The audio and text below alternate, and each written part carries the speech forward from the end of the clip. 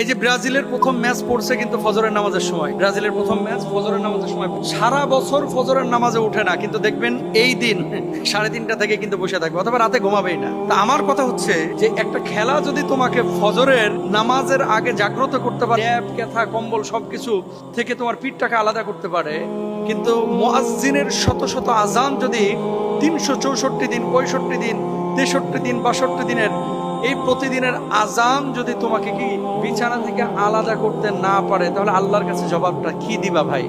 আমি যে পয়েন্টটা নিয়ে কথা বলতে চাচ্ছি, যে দেখেন রাত 1টায় আর্জেন্টিনার খেলা, ফজরের সময় ব্রাজিলের খেলা, জার্মানির খেলা হচ্ছে সকাল 8টার সময়। খেলার আধা ঘন্টা 1 ঘন্টা আগে মুড়ি টুড়ি মাখায় নিয়ে আপনি বসতেছেন। সকালবেলা আপনার বাপ আপনার কাঁথা কম্বল থেকে আলাদা করতে পারলো না, আপনার মা আপনাকে চিৎকার করে চেঁচামেচি করে ডেকে নামাজের জন্য উঠাইতে পারলো না। এতদিন আপনি মোবাইলে অ্যালার্ম দিয়ে রাখছেন, আপনারা কেউ আলাদা করতে পারলো না বিছানা থেকে, মানে আপনি ঘুম থেকে উঠলেনই না। সারাটা বছর অনেক যুবক আছে ফজরের নামাজ একদিনও পড়ে নাই, একদিনও না। জবাব আল্লাহর কাছে দিবেন, অস্বীকার করতে পারবেন? হাজার হাজার না লাখ লাখ যুবক বাংলাদেশে আছে যারা ফজরের নামাজ সারা বছরে একদিনও পড়ে না, অথচ খেলার জন্য ঠিকই কিন্তু 3:30টায় জেগে উঠে বসে থাকবে। খেলা দেখার জন্য ঠিকই 3টার দিকে উঠে বসে থাকবে। খেলা দেখার জন্য ঠিকই ফজরের আজানের সময় উঠে বসে থাকবে। তার মানে কি ফজরের নামাজের চাইতে আপনার কাছে খেলাটা বেশি ইম্পর্টেন্ট? এবার আসেন, আমি কিন্তু খেলা দেখা না দেখার বিষয়ে বলতেছি না, আমি বলতেছি ফজরের ইম্পর্টেন্সি, যে গুরুত্বটা কি, যে আল্লাহর জন্য, আল্লাহর নামাজের জন্য মুয়াজ্জিন এতদিন ডাকলো, আপনি উঠলেন না, কিন্তু আর্জেন্টিনার খেলা দেখার জন্য,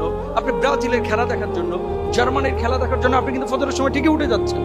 তো কিয়ামতের ময়দানে যখন আল্লাহ জিজ্ঞেস করবে, বান্দারে শত শত আজান তোর কানের মধ্যে পৌঁছালো না, ফজরের নামাজ তুই আদায় করলি না, অথচ ফিফার সেই ফুটবল বিশ্বকাপে ঠিকই জেগে উঠে বসে থাকলে, এটার হিসাবটা আমাকে দিত, কি জবাব আপনি সেদিন, জবাবটা আপনি কি দিবেন? আমি বলতে চাচ্ছি যে সারা বছর ফজরের নামাজ আপনি আদায় করেন ভাই। হ্যাঁ, একটু বিনোদনের জন্য আপনি খেলা দেখছেন, আপনি সেটা দেখতে পারেন, আমি সরাসরি হারাম বলবো না, কারণ জুয়া তো আপনি খেলতেছেন না। তবে অশ্লীল কোনো কিছু থাকলে আপনি সেই খেলা দেখতে পারবেন। রাসূল আকরাম সাল্লাল্লাহু আলাইহি ওয়াসাল্লামকে আল্লাহ সুবহানাহু ওয়া তাআলা যেমন বলেছেন, আল্লাহর হাবিব সাল্লাল্লাহু আলাইহি ওয়াসাল্লাম তিনি বলছেন কি, মান সাল্লাল বারদাইনি দাখালাল জান্নাহ, যে ব্যক্তি 2 শীতল সময়ের সালাত আদায় করবে সেই ব্যক্তি জান্নাতে প্রবেশ করবে। সুবহানাল্লাহ। 2 শীতল সময় মানে হচ্ছে ফজরের নামাজ এবং আসরের নামাজ, যে ব্যক্তি আদায় করবে সে ব্যক্তি জান্নাতে যাবে। এরপরে দেখেন আল্লাহর হাবিব বলছেন, মান সাল্লাস সুবহা ফাহুয়া ফি যিম্মাতিল্লাহি, যে ব্যক্তি ফজরের সালাত আদায় করে সে ব্যক্তি আল্লাহ সুবহানাহু ওয়া তাআলার জিম্মায় চলে যায়, মানে আল্লাহর বিশেষ জিম্মাদারিতে সে পড়ে যায়। সুবহানাল্লাহ। এরপরে বলছেন,